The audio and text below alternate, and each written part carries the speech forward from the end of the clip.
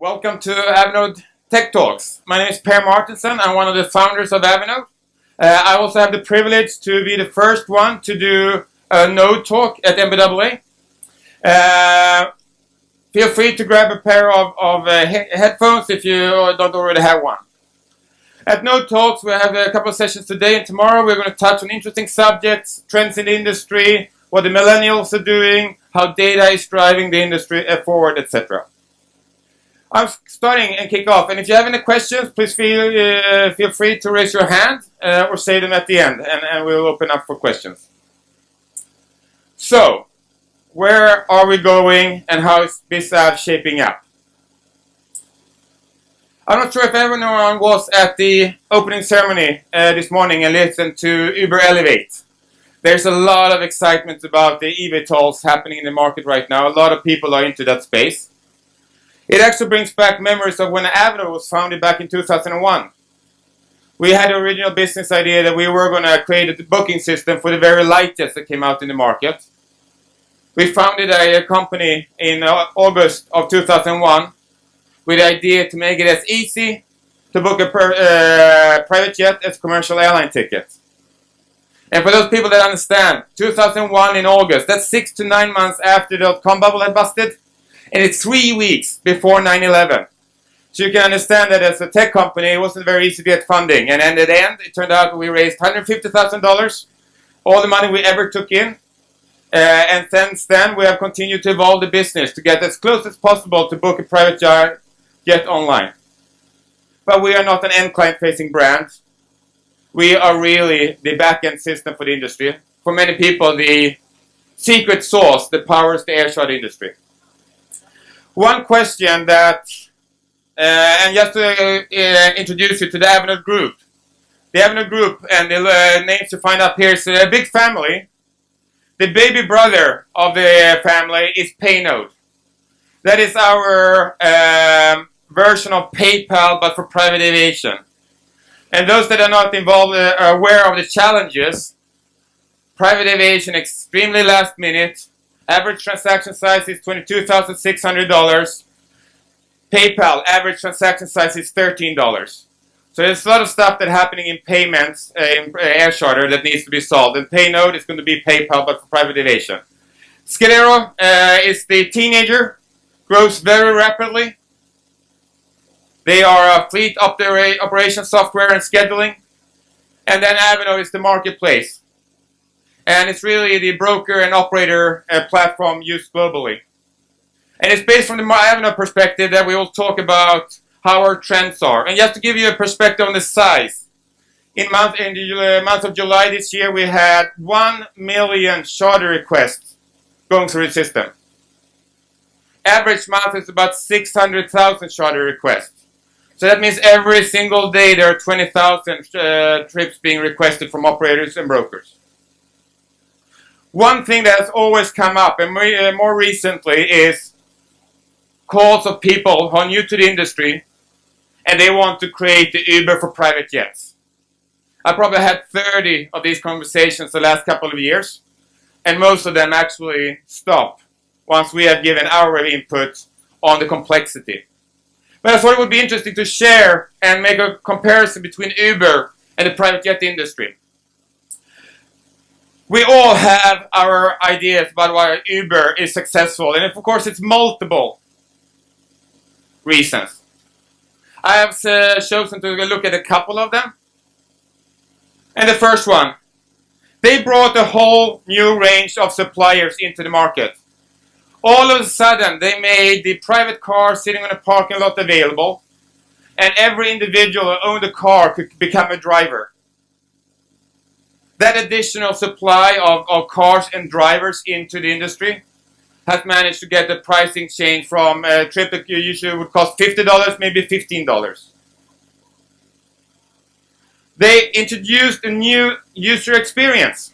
We're all very familiar with the app, of the ease of ordering an Uber. Gone are the days when you had the "where the hell is my cab" thought. But it was not only the user experience for us as passengers that changed. They sort of took down the barrier of being a taxi driver.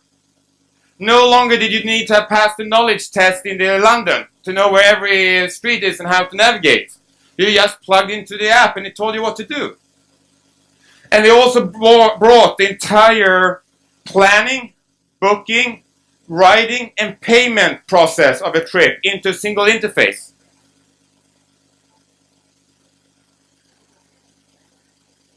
They went out to be disruptive.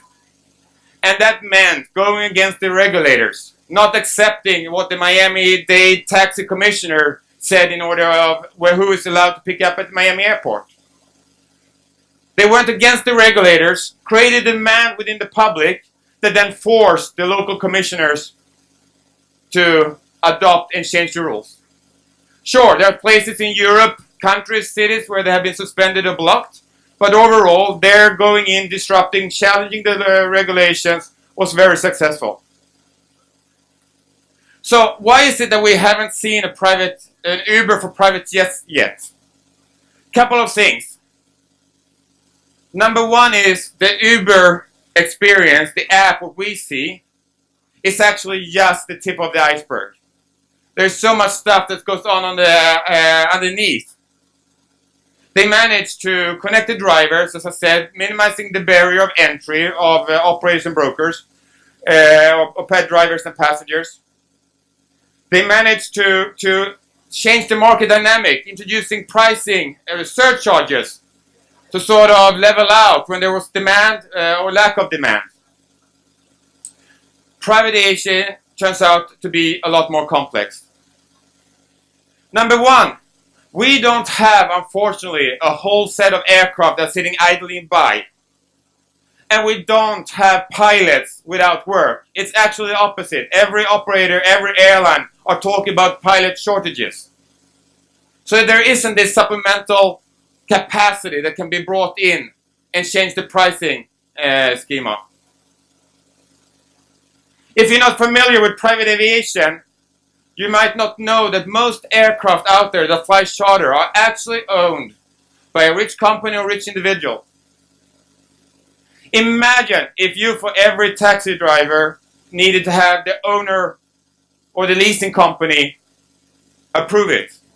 Because in these cases, some of these people are charter friendly. They will allow their aircraft to fly whenever and whoever.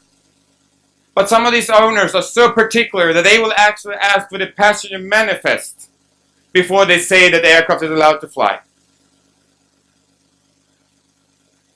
And when you're flying a private jet today, you can and you expect to be able to customize that experience to your very, very needs. Imagine if the Uber app allowed you to specify that you wanted a 2018 BMW X5 with brown leather interior, Voss sparkling water, peppermint Tic Tacs, rather than the Uber Lux button. The complexity of the entire Uber model will change once you get into that sort of customization. FAA, DOT, all the other regulators around the globe, they aren't easy to push around. They are not the Miami-Dade taxi commissioner.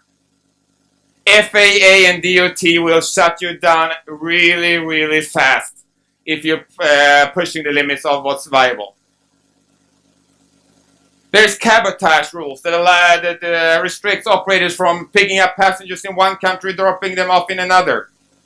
And overall, international aviation regulations, they change very slowly.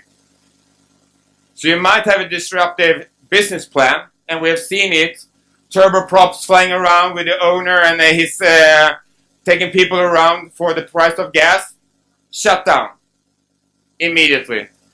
And they can actually control it, the FAA and the DOT. So you can be disruptive, but if you're outside of the regulatory framework, no bueno. Payment. I think that we all, as Uber clients, appreciate the opportunity and the privilege of just stepping out of the car without getting our wallet up, without having to deal with a receipt. And even nowadays, if you're running Concur, you get it into your expense report automatically. That payment experience is awesome. Private jet charter, you are to be prepaid. Average transactions, as I said, $22,600. And people want to be paid before they fly the aircraft and to pick you up. Equivalent to Uber is actually you walking up to the driver and handing him cash before he leaves the parking lot to come to the airport to pick you up. So, while the Uber for private jets is still far away, there is definitely an opportunity to be disruptive in many ways, and UberX and Uber Elevate that you might have heard this morning is just one of them. So that's our view on just the basic Uber for private jets and the challenges ahead. But there are of course other segments and trends that we see, and I thought I would cover a couple of them, just out of our perspective of where the industry is heading. The first one is consolidation. Our industry is made up of operators and brokers. Just from the name, you understand aircraft operators, they operate aircraft, they fly schedule. Aircraft brokers are specialized in working with the end client, identifying the best aircraft for every given mission. We are seeing consolidation in the segment, brokers getting larger by buying other brokers. You see operators like VistaJet buying ExoJet, Gamma buying Landmark, Jet Aviation, and then Avjet joining. But what we also see is the vertical integration. Brokers are becoming operators, operators are becoming brokers. All the large players are either trying to secure a lift or getting closer to the end clients. You have examples like Directional Aviation buying Private Fly in Europe, a broker with an electronic lead generator. Directional Aviation has FlexJet, Flight Option, SkyJet, OneSky, Private Fly, and Sentient. And also, of course, Nextent and some other stuff. So, consolidation in the industry, large operators becoming larger, brokers becoming larger brokers, and combining. The second one is we're definitely seeing a trend of a more streamlined operation. Before, air charter operators might have 5, 6, 7 different aircraft of 4 or 5 different kinds. You would have some Falcons, some Citations, some Lears. Now, because of pilot shortages, scale of operations, etc., they're actively trying to consolidate to a couple of aircraft models. Just the same way that the airlines did when they said either Boeing 737 or the Airbus platform. Scale of operations, efficiencies, the flexibility. We are thankfully starting to see a lot of investment in back-end technology. This is a very fragmented industry to start with. And you are surprised when you look at the cutting-edge technology that are flying around in the air and the contrast to how these operators and brokers operated in the back end, day to day. Email, Outlook folders continue to be the way that most operators run their businesses, or in a manila folder with everything printed out. Thankfully, the price for technology or work efficiency tools have decreased, so you can include them more rapidly. But Avanade alone integrates with 32 different scheduling softwares around the world. These are the scheduling softwares that operate around their backend on. And if we look at the total market they are fighting about, it's about $20 million. So you recognize that there are very few companies out there that can be enterprise-level software development, which is what this industry really needs. And of course, yeah, we take this very seriously with Scudero, and that's the target group for that industry. There's always talk about disintermediating the broker in the industry. You might look at the commercial airline segment and see what happened to the travel agent. Most of them are gone. Whereas in fact, there are some travel agents that continue to be very successful because they know that they are in the high-touch industry. There's a service provider. And the same thing with brokers. They are guiding the client through the journey. The brokers in our industry serve a value add in the transaction. They will continue to flourish and develop. And then digital transformation or digitization, it's underway. And continuing on that, we are a high-touch, high-end luxury service, you might say, it's the personal relationship that matters. Why do you need technology? When chains like Four Seasons, who claim to be the best hotel concierge service group out there, when they invest in apps for your in-hotel experience, you know that you need to have a digital strategy focused on service delivery. And what's really, really nice is that through APIs, and we have an open view on APIs, this is transaction of data, the ability to build really cool things has become a lot easier. And finally, this industry faces the same challenges of meeting our customer demand as any other industry. As a consumer, we have experienced Airbnb, Uber, Grubhub, OpenTable. More and more of those experiences are now being brought into business travel. The consumer, when they travel for business rather than pleasure, are expecting the same thing. So we need, as an industry, to make sure that we look and see what the trends are and continue to service that segment. But technology is not technology without the business plan. There's no value to build technology for the sole purpose of building technology. Disruption in this industry will more come not from new aircraft models or APIs per se.